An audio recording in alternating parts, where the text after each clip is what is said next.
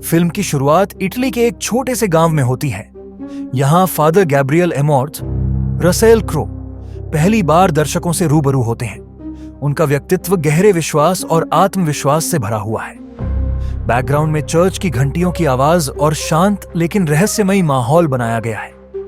Father Gabriel एक किसान के घर जाते हैं जहां परिवार यह दावा करता है कि उनके बेटे पर शैतानी आत्मा का साया है। यह सीन फिल्म के मुख्य प्लॉट का पहला संकेत देता है। फादर गैब्रियल अपनी छोटी सी डायरी और क्रॉस के साथ आते हैं। वह लड़के से बात करने की कोशिश करते हैं, लेकिन शैतानी आत्मा लड़के के शरीर से बोलती है, तुम्हारी शक्ति इस जगह पर नहीं चलेगी। फादर गैब्रियल शांत रहते हैं और प्रार्थना शुरू करते हैं, लेकिन आत्मा उन्हें डराने के लिए परिवार के गहरे रहस्यों को उजागर करती है। इसके बावजूद फादर गैब्रियल आत्मा को हरा देते हैं। इस सीन से यह साफ हो जाता है कि वह सिर्फ एक पादरी नहीं, बल्कि एक अनुभवी योद्धा है। फादर गैब्रियल कहते हैं, यह तुम्हारा शरीर नहीं है, यह ईश्वर की रचना है। अब यहां से भाग जाओ। पहले केस के बाद फादर गैब्रियल वेटिकन लौटते हैं, जहां उन्हें सवालों का सामना करना पड़ता है। वेटिकन के कुछ सदस्य उनके तरीकों को पुराना और असामान्य मानते हैं। एक युवा पादरी उनसे पूछता है, क्या ये सब विज्ञान के खिलाफ नहीं है? फादर गैब्रियल जवाब देते हैं, जहां विज्ञान रुकता है वहीं से मेरा काम शुरू होता है। इस बीच स्पेन में एक परिवार अपनी पुरानी विरासत को संभालने के लिए एक परित्यक्त मठ एबी में जाता है। यहां मां, बेटे हेनरी और बेटी एमी रहते हैं। मठ में एक गुप्त तहखाना है जिसे गलती से खोल दिया जाता है। इसी के साथ शैतानी आत्मा जाग उठती है और हेनरी पर कब्जा कर लेती है। स्पेन में स्थित यह मठ सैकड़ों वर्षों से बंद था। परिवार इसे फिर से बसाने के लिए आता है। जैसे ही वे वहां रहना शुरू करते हैं, मठ का भयावह और अंधकारमय माहौल धीरे धीरे प्रकट होने लगता है। मठ के एक गुप्त तहखाने में निर्माण कार्य के दौरान मजदूर गलती से एक सीलबंद जगह खोल देते हैं। वहां से एक अजीब सी ऊर्जा निकलती है।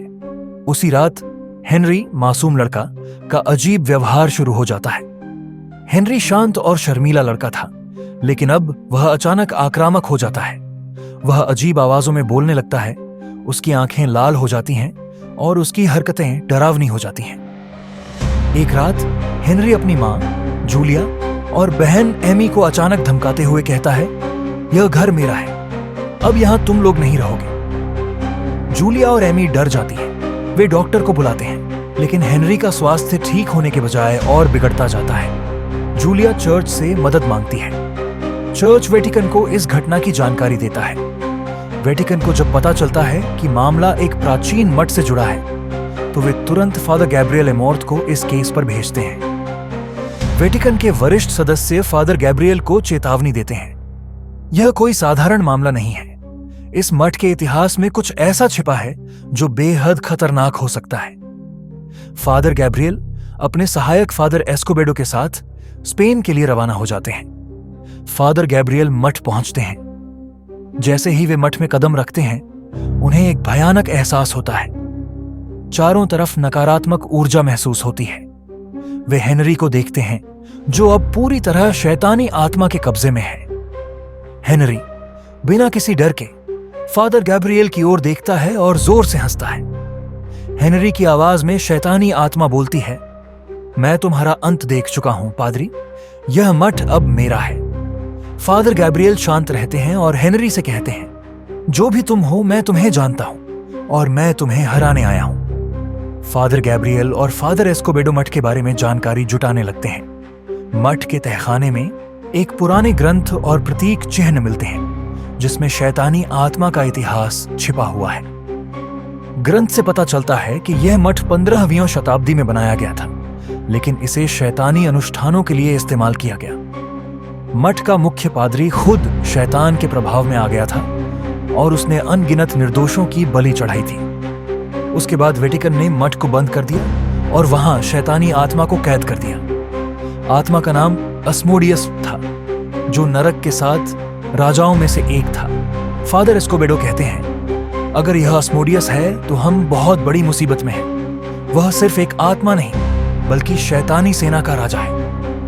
मठ में मौजूद शैतानी ताकतें और प्रबल हो जाती हैं। हेनरी की हालत और खराब होती जाती है। अब वह हवा में उछलने लगता है, दीवारों पर अपने नाखूनों से निशान बनाता है और अपनी आवाज को कई स्वर में बदल लेता है। शैतानी आत्मा फादर गैब्रियल को चुनौती देती है, तुम मुझे रोक नहीं सकते, मैंने हजारों पादरियों को हराया है, तुम भी उनके जैसे ही कमजोर हो। फादर गैब्रियल जवाब देते हैं, शैतान की सबसे बड़ी चाल यही है कि वह इंसान को डराने की कोशिश करता है, लेकिन मैं डरने वाला नहीं हूं। फादर गैब्रियल और फादर एस्कोबेडो मिलकर हेनरी का एक्सोर्सिज्म शुरू करते हैं। वे पवित्र जल और प्रार्थना का उपयोग करते हैं। शुरुआत में हेनरी जोर से चीखता है, लेकिन आत्मा का प्रभाव और बढ़ जाता है। प्रार्थना के दौरान आत्मा बोलती है, तुम्हारा भगवान यहां कुछ नहीं कर सकता, ये मठ अब मेरा है। फादर गैब्रियल कहते हैं, भगवान की शक्ति हर जगह है और तुम इसे रोक नहीं सकते। एक्सोर्सिज्म के दौरान आत्मा फादर गैब्रियल को मठ के तहखाने की ओर ले जाने का संकेत देती है। वह कहती है कि उसका असली निवास वहां है। फादर गैब्रियल तहखाने में जाते हैं, जहां उन्हें एक सीक्रेट चैम्बर मिलता है। वहां उन्हें कुछ गुप्त दस्तावेज और एक पुराना चिन्ह मिलता है, जो अस्मोडियस की शक्ति को सील करने के लिए इस्तेमाल किया गया था। मठ के तहखाने में फादर गैब्रियल और फादर एस्कोबेडो को एक प्राचीन शिलालेख मिलता है। यह शिलालेख अस्मोडियस के इतिहास और उसकी शक्ति का खुलासा करता है। शिलालेख के अनुसार अस्मोडियस ने इस मठ को एक द्वार के रूप में इस्तेमाल किया था, जो नर्क और पृथ्वी के बीच एक रास्ता खोल सकता था। उसकी योजना यह थी कि वह इस द्वार को पूरी तरह सक्रिय करे और शैतानी ताकतों को दुनिया में लाकर अराजकता फैला सके। फादर गैब्रियल को एहसास होता है कि हेनरी सिर्फ एक माध्यम है। अस्मोडियस का असली मकसद इस द्वार को फिर से खोलना है। हेनरी की हालत और खराब हो जाती है। वह दीवारों पर अजीब प्रतीक बनाता है और एक बार तो अपनी मां जूलिया पर हमला करने की कोशिश करता है। शैतानी आत्मा अब खुलेआम फादर गैब्रियल को चुनौती देती है, तुम मुझे नहीं रोक सकते, मेरा समय आ गया है, यह मठ मेरे प्रभुत्व का केंद्र बनेगा। फादर गैब्रियल समझ जाते हैं कि उन्हें जल्दी कार्रवाई करनी होगी, वरना आत्मा हेनरी को पूरी तरह नष्ट कर देगी। फादर गैब्रियल और फादर एस्कोबेडो हेनरी का दूसरा एक्सोर्सिज्म शुरू करते हैं। इस बार आत्मा और ज्यादा ताकतवर हो चुकी है। हेनरी हवा में उठ जाता है, उसका शरीर मुड़ने लगता है और उसके मुंह से काले धुएं जैसा कुछ निकलता है। आत्मा हेनरी के माध्यम से बोलती है, यह सिर्फ एक शुरुआत है, तुम मेरे रास्ते में नहीं आ सकते। फादर गैब्रियल पवित्र जल का उपयोग करते हैं और बाइबल की आयतें पढ़ते हैं। आत्मा डरने लगती है, लेकिन उसे पूरी तरह बाहर निकालने के लिए एक विशेष अनुष्ठान की जरूरत होती है। फादर गैब्रियल तहखाने में उस द्वार तक जाते हैं जिसे अस्मोडियस सक्रिय करना चाहता है। वहां उन्हें पता चलता है कि द्वार को सील करने के लिए एक विशेष क्रॉस और मंत्र की आवश्यकता है। फादर गैब्रियल पुराने ग्रंथ से उस मंत्र को पढ़ना शुरू करते हैं जो द्वार को सील कर सकता है। मंत्र पढ़ते समय अस्मोडियस अपने असली रूप में प्रकट होता है। वह एक भयानक और विशालकाय शैतानी आकृति में बदल जाता है। उसकी उपस्थिति इतनी भयावह है कि तहखाने में मौजूद हर चीज बिखरने लगती है। अस्मोडियस जोर से हंसते हुए कहता है, तुम्हारे भगवान की ताकत यहां काम नहीं करेगी, यह मठ अब नरक का द्वार बन चुका है। फादर गैब्रियल कहते हैं, भगवान की शक्ति हर जगह है और आज तुम्हारी हार तय है।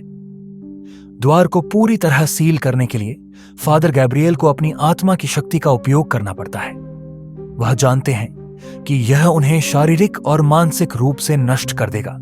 वह पवित्र क्रॉस को अपने हाथ में लेकर द्वार की ओर बढ़ते हैं और प्राचीन मंत्र पढ़ते हैं। अस्मोडियस उन्हें रोकने की कोशिश करता है, लेकिन फादर गैब्रियल बिना डरे आगे बढ़ते रहते हैं। फादर गैब्रियल क्रॉस को द्वार के केंद्र में रखते हैं और जोर से मंत्र पढ़ते हैं। अचानक एक तेज रोशनी पूरे मठ को घेर लेती है।